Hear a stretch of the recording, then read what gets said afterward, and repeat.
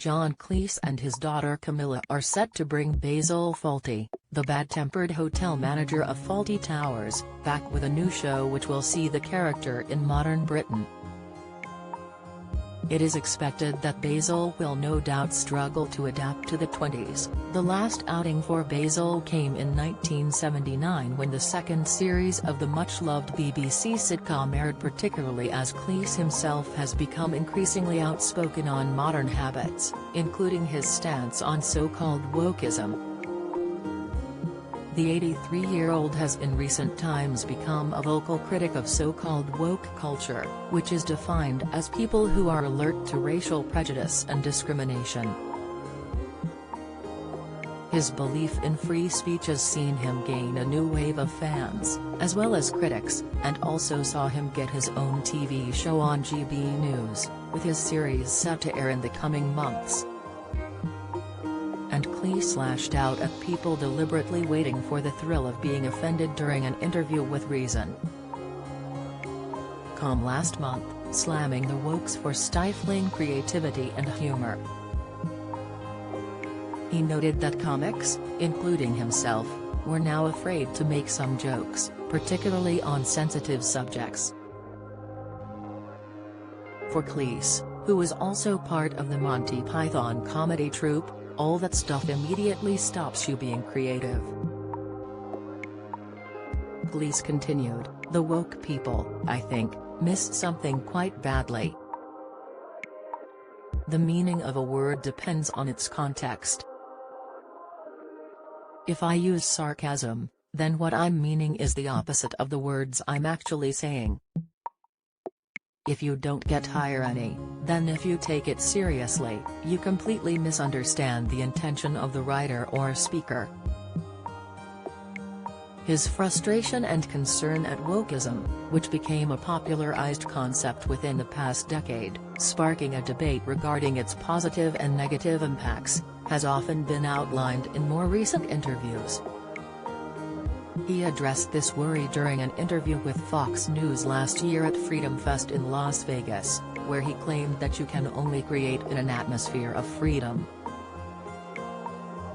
where you're not checking everything you say critically before you move on.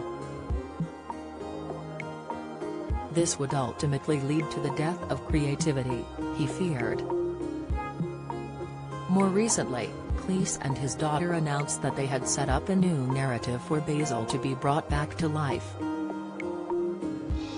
It was confirmed by Castle Rock Entertainment and will see Basil run a boutique hotel with his recently found daughter. The original incarnation of Basil is often hailed as the greatest sitcom of all time. As recently as 2019, Radio Times magazine announced its place as the best after interviewing industry experts and writers. Among those helping with the new series include actor Rob Reiner, director and producer Matthew George and Derek Rossi. George initially proposed the idea to Cleese, who said it was excellent and led to one of the best creative sessions I can remember. He continued, "By dessert we had an overall concept so good that, a few days later, it won the approval of Rob and Michelle Reiner. Camilla and I look forward enormously to expanding it into a series." George hailed his obsessions with Fawlty Towers, describing his meeting with Cleese and Camilla as among the great thrills of his life. He added, "I've watched the first 2 seasons so many times I have lost count. I dreamed of one day being involved in a continuation of the story. Now it's come true." The original run of Fawlty Towers caused a storm after the Germans episode that used offensive language, and Basil's fabled "Don't mention the war" in reference to Germany, was taken off the streaming platform UKTV.